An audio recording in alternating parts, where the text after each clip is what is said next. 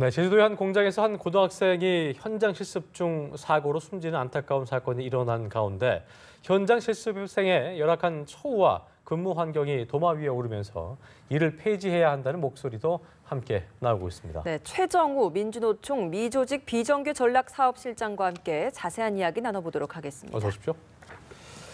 자, 저희가 앞선 뉴스에서도 확인을 했습니다만 이민호 군의 참 이번 사건은 참 안타까운 것 같습니다. 슬프기도 하고 현장 실습 도중에 사고를 당해서 숨진 건데요. 이민호 군에 대한 추모가 이어지고 있는 가운데 어제는 이제 숨진 이 군의 생일이어서 더욱더 안타까움을 줬는데 시청자께서 보실 때 이번 사건 보시면서 어떤 생각이 드셨는지 한 말씀 해주시죠. 이 사건을 지난 11월 11일 날 소식을 접했고요. 예. 많이 다치긴 했어도 좀 회복을 바랬는데 예. 19일 끝내 숨진 소식을 들었을 때 예. 굉장히 안타까웠습니다.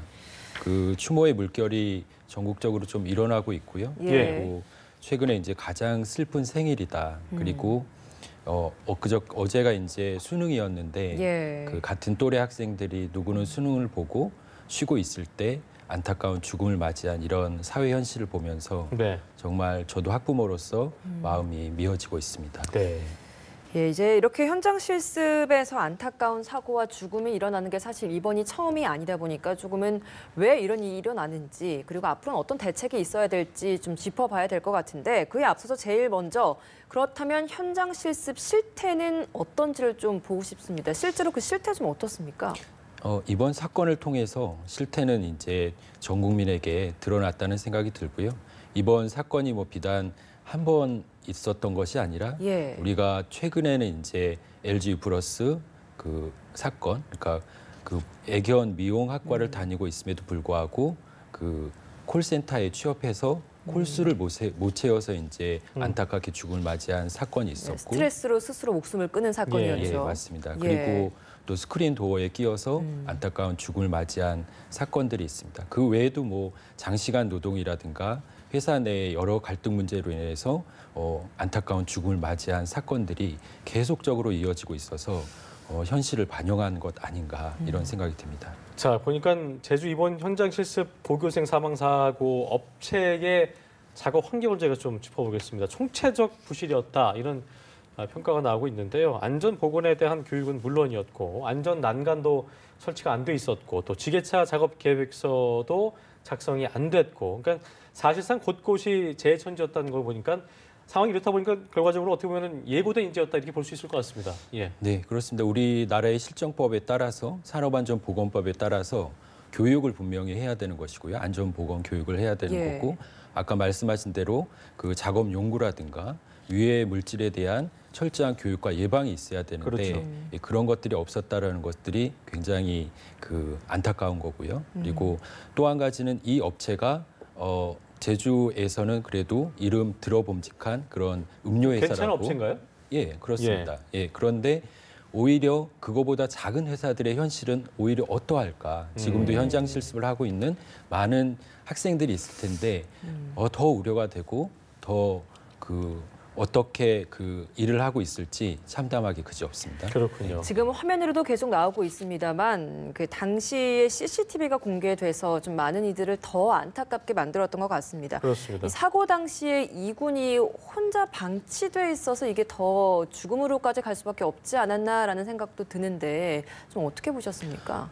저도 그 모습을 보고 진짜 가슴이 무너져 내리는 것 같았었는데요. 그러니까 상식적으로 어떤 회사건, 어떤 현장이건 사고가 나면 그 사업주가 현장을 멈추고 사고를 수습해야 된다는 생각이 들었던 거고 예. 그리고 얼마나 아프고 힘들었을까 예. 심정적으로, 인간적으로 진짜 힘든 그런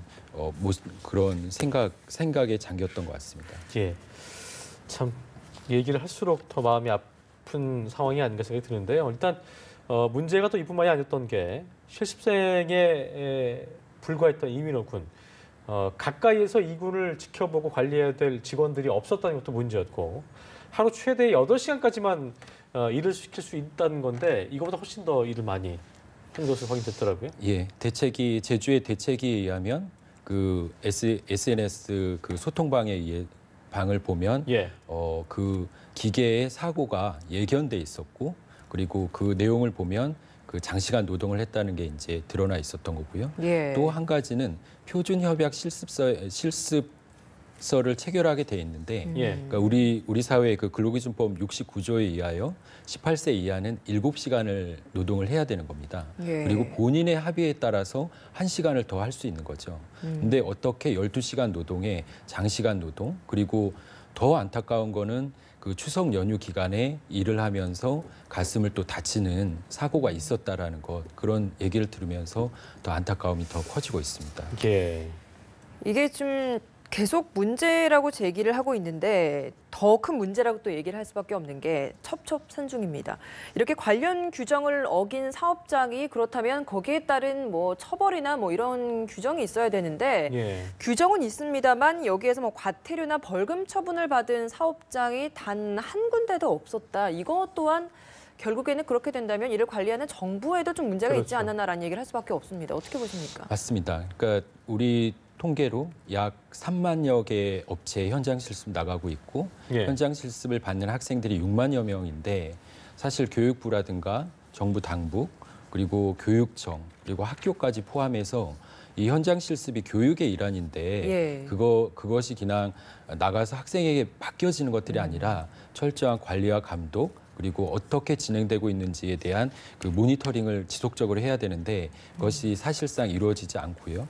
법을 예. 위반한 업체에 대해서도 솜방망이 처벌을 한다든가 그리고 그 법을 위반한 업체에 대한 후속 조처라든가 지속적인 감시가 없었다라는 게 이번 사건의 큰 원인이지 않았을까 이렇게 생각이 그리고 듭니다. 아까 저희가 그 노동 시간에 대해서 얘기를 했었습니다만 결과적으로 저희가 이게 인간적으로도 좀 안타까운 사건임에도 불구하고 업체가 사고 원인을 민호군의 탓으로 넘겼다는 맞습니다. 것으로 네.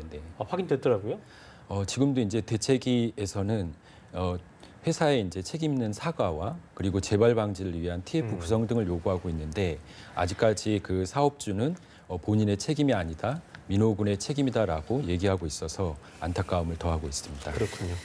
이게 교육의 일환이고 또 이렇다 보니까 자연스럽게 교육을 시킬 담당자가 있어야 했음에도 불구하고 그렇습니다. 직원인 것처럼 마치 혼자 일을 시켰고 그래서 결국에 혼자 있다가 더 큰 참사가 일어난 게 맞습니다. 아닐까라는 네, 생각이 네, 드는데 이게 뭐 그렇다면 직원으로 일을 한다면 직원만한 대우를 받아야 되고 직원 같은 월급을 받아야 되는데 또 이때는 또 교육이라는 게 또 적용이 돼서 맞습니다. 월급도 거의 받지 못하고 있는 잣대도 꽤 거잖아요. 이중적대인 것 같고요. 네. 이런 굉장히. 것들을 좀 근본적으로 해결해야 될 것 같은데 어떤 대책이 좀 필요하다 보십니까? 일단은 그 산업체 파견형 현장 실습이라고 얘기하는데요. 일단 산업체 파견형 현장 실습이 중단돼야 됩니다. 그러니까 우리는 그 청소년 노동인권 대책위에서는 오랜 동안 그 산업체 파견형 현장 실습을 중단하고 그 개선 대책을 정부에 요구하고 있습니다. 현장 실습이 중단돼야 한다라는 입장이시군요. 네. 산업체 파견형 현장 실습이 파견형 중단돼. 현장 실습은 중단돼야 한다. 그리고 현장 실습은 다양하게 이루어질 수 있습니다. 예. 예를 들면 뭐 공동 실습소에 가서 예. 기술을 배운다든가 그리고 다양한 체험을 한다든가 그리고 기술을 배우려고 하면 그 산업체에 가서 노동을 하는 게 아니라 그 기계의 시스템이 어떻고 그리고 공장이 어떻게 어떤 메커니즘에 의해서 돌아가는지 그게 난 교육이라고 생각을 하는데 전문성 교육을 좀 받아야 될 텐데요. 맞습니다. 예. 그런데 지금은 산업체 현장에 투입돼서 일반 그 직원들과 똑같이 노동을 하는 겁니다. 그것도 값싼 노동력에 의해서 강요된 노동을 당하고 있다라고 저는 생각을 하는 겁니다. 아까 저기 그 실습업체가 3만여 곳이라고 말씀하셨는데 네. 이걸 이제 감독하고 모니터링 해야 될 그 정부의 부처가 있을 텐데 교육부가 이게 직접 현장 점검하는 게 3만여 곳 중에 몇 프로입니까? 20곳도 안 된다고 하더라고요. 예.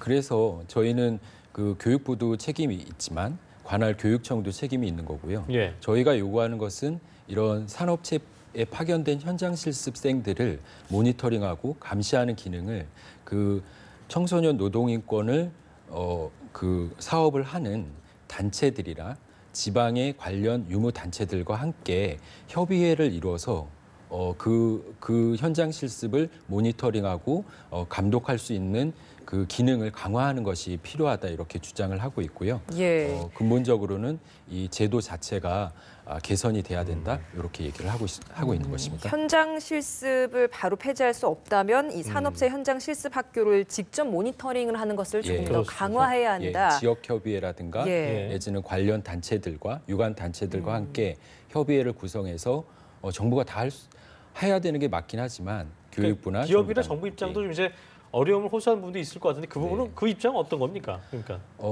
예를 들면 이제 그 본인들이 원할 수 있다. 예. 그리고 그 기술 교육을 하는 데 있어서 지금 기술 교육이라든가 직업 교육을 하는 데 있어서 그 수요를 내지는 그 규모를 지금 당장 할 수는 없는 거잖아요. 그러니까 이제 점진적으로 제도를 개선하겠다라고는 얘기는 하고 예, 있어요. 예. 그렇군요. 그렇지만 저희는 그 산업체에 강제로 파견돼서 일을 하는 방식은 일단은 중단돼야 되는 거고 강제성은 일단 없어야 될 테고. 네네네. 예. 그리고 그 취업률 경쟁을 통해서 취업을 많이 한 직업계고 학교에 지원을 한다든가 예. 뭐 이런 방식은 중단돼야 된다 이렇게 보고 네, 있습니다. 실습을 가는 학생 역시도 미성년자입니다. 우리가 보호해야 하는 존재라는 것을 좀 잊지 말아야 하지 않을까라는 생각이 듭니다. 네, 오늘 말씀 그렇습니다. 여기까지 듣겠습니다. 네, 고맙습니다. 감사합니다. 고맙습니다. 네.